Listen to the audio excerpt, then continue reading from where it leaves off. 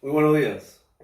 En esta oportunidad vamos a explicar la teoría causal y su utilidad en las investigaciones e incluso tomando como referencia un ejemplo de aplicación, la responsabilidad civil. Este tema de las indemnizaciones, resarcimiento, reparación. ¿Correcto? Muy bien. La teoría causal.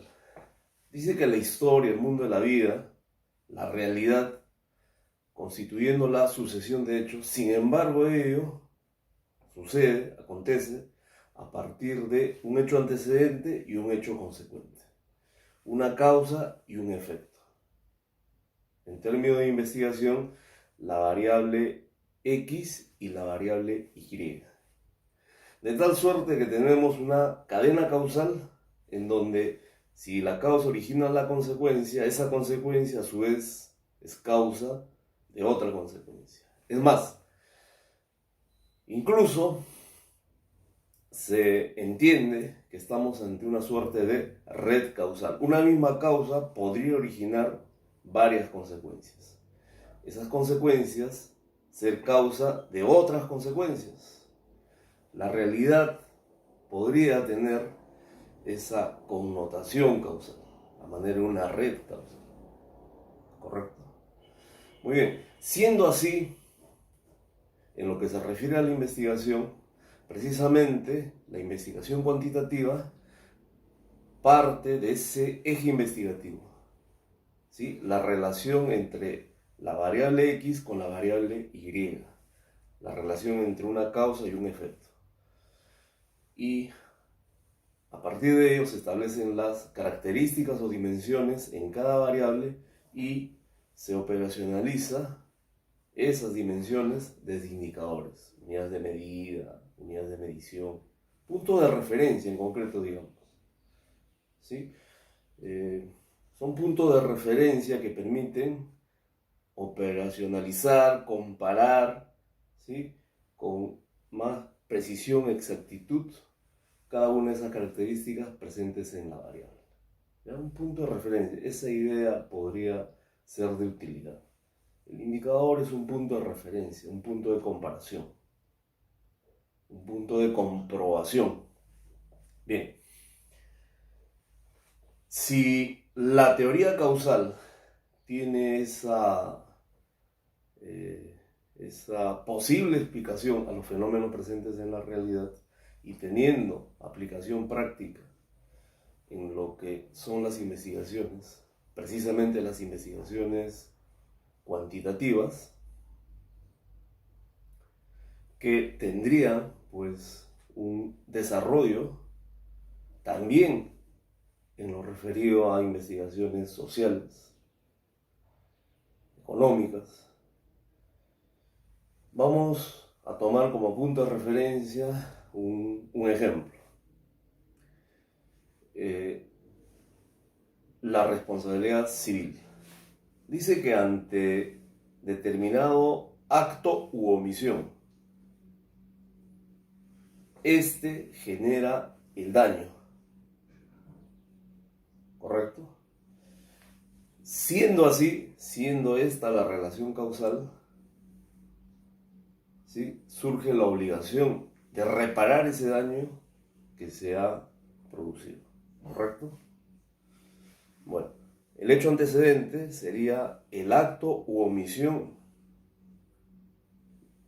del cual es partícipe, ¿sí? El que ocasiona el daño. Ello genera como hecho consecuente el daño material, moral, ¿sí? En quien padece el daño. ¿Correcto?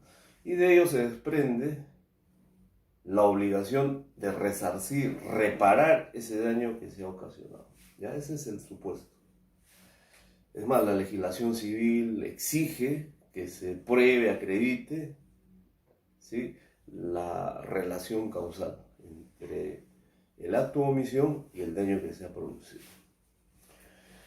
Una manera de comprobar ello podría ser que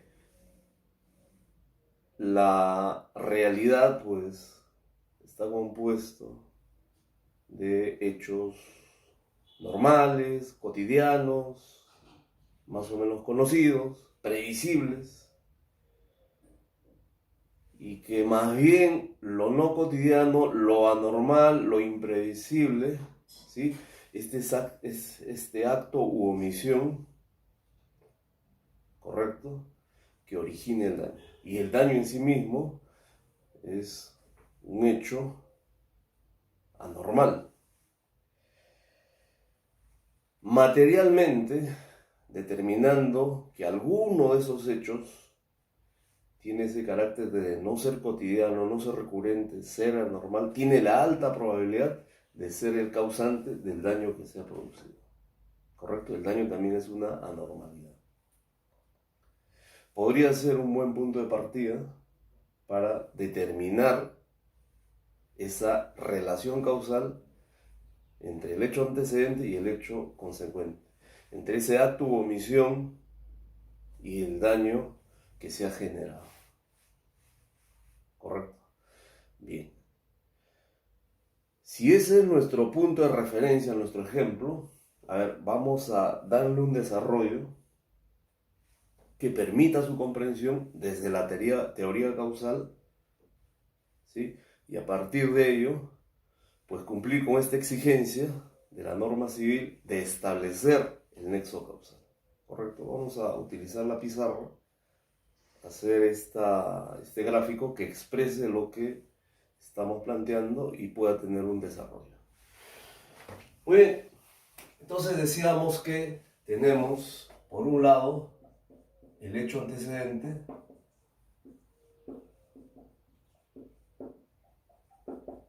y por otro lado, el hecho consecuente.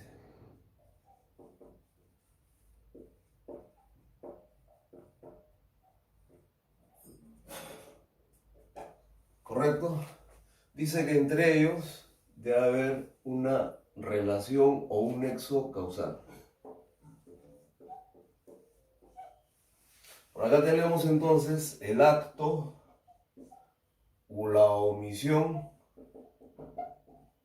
y por el otro lado tendremos el daño. ¿Sí?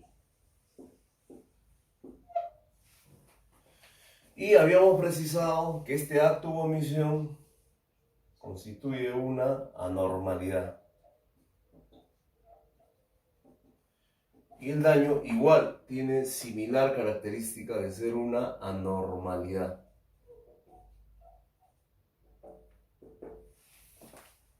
Bien, como podrán ver, efectivamente, hay un hecho antecedente, el acto u omisión, que constituye una anormalidad. Hay un hecho consecuente, el daño, que también constituye una anormalidad.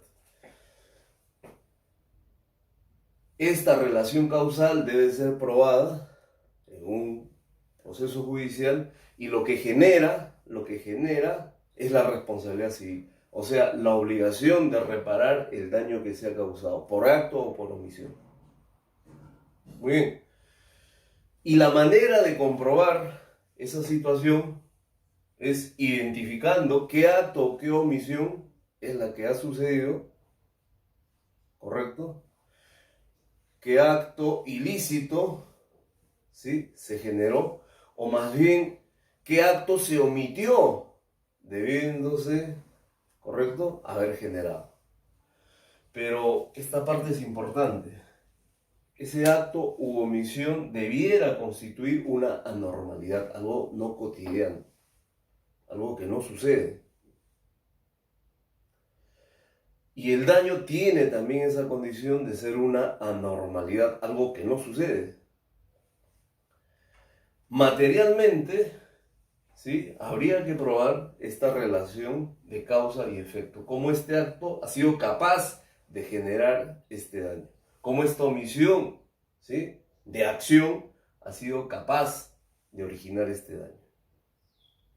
Habiéndose probado ello y con un primer acercamiento desde su condición de ser una anormalidad, ya casuísticamente, de pronto tenemos una herramienta potente para poder evidenciar y probar incluso esta situación que describimos, esta situación causal que describimos.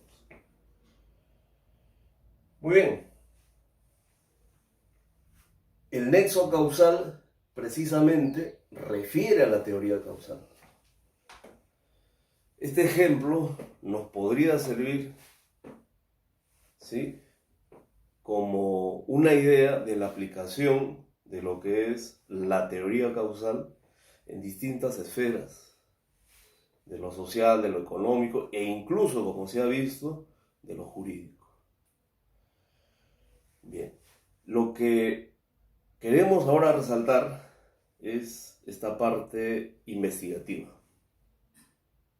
Si la exigencia es establecer la relación entre la variable independiente y la variable dependiente, muy bien, si cada una de las variables tiene sus propias características, propiedades, atributos, se llaman dimensiones. Y esas dimensiones deben de ser operacionalizadas, comparadas, ¿sí?, contrastadas desde un marco de referencia, vale decir el indicador. Muy bien, sería la manera entonces de poder establecer ese eje investigativo que nos permita a continuación el desarrollo de lo que será el diseño metodológico. Y ese diseño metodológico, la base, incluso una base muy potente para desarrollar la investigación. ¿Correcto?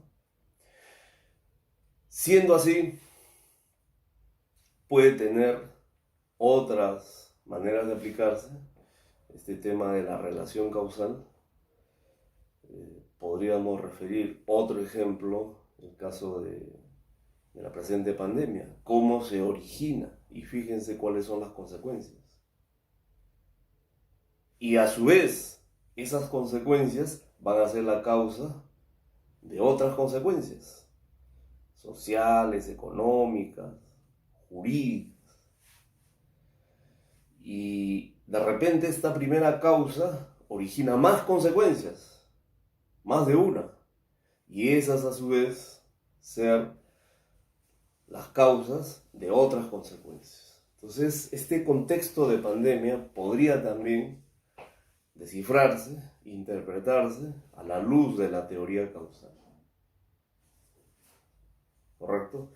Cómo podemos ensayar posibles explicaciones y con la investigación comprobar si efectivamente existe materialmente, fácticamente, se evidencia esa relación causal entre ambos hechos, el hecho antecedente y el hecho consecuente.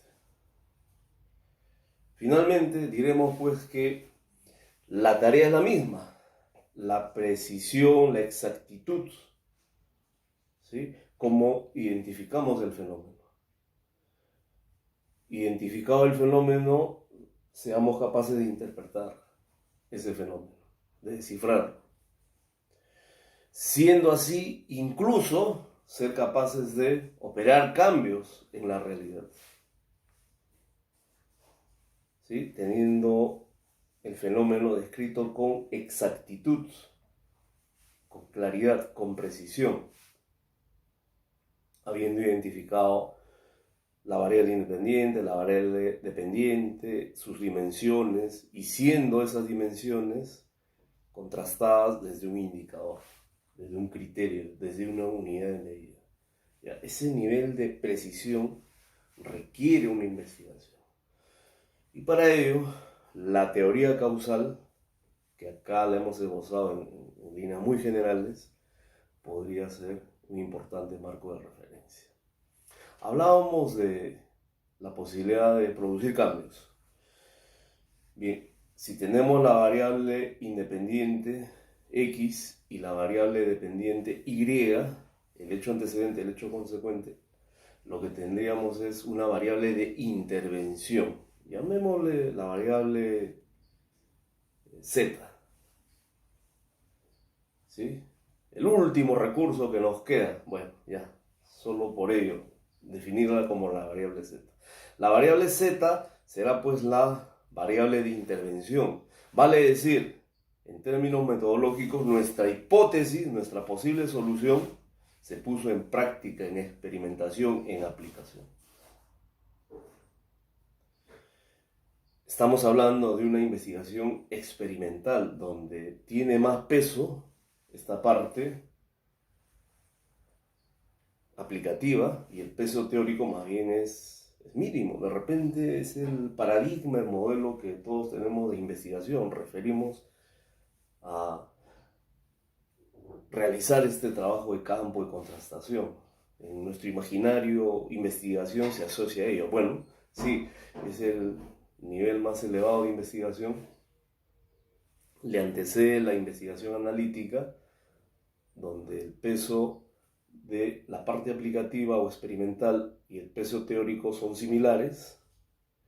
Y el primer nivel investigativo, la investigación descriptiva, donde más bien tiene un gran peso la parte teórica y la parte aplicativa tiene un peso mínimo. Entonces, en una investigación experimental, la hipótesis se convierte en una variable de intervención, la variable Z. Trabajaríamos tres variables: la variable independiente X, la variable dependiente Y y la variable dependiente Z. Esta variable de intervención, al ser puesta, ¿sí?, en práctica, en aplicación, pues dará unos resultados, ¿sí?, de su posibilidad de eficiencia, o sea, cómo así podemos manejar los medios, ¿sí?, en el escenario problemático, o incluso de eficacia, cómo así es posible alcanzar un logro, un resultado, un producto. Y de ello, pues, tendremos conclusiones muy, muy potentes, ¿correcto? Pero, una vez más, ello solo será posible desde el establecimiento de una relación causal. Entonces, queremos un poco llamar la atención sobre este aspecto que podría ser de interés. Muchas gracias. Muy buenos días.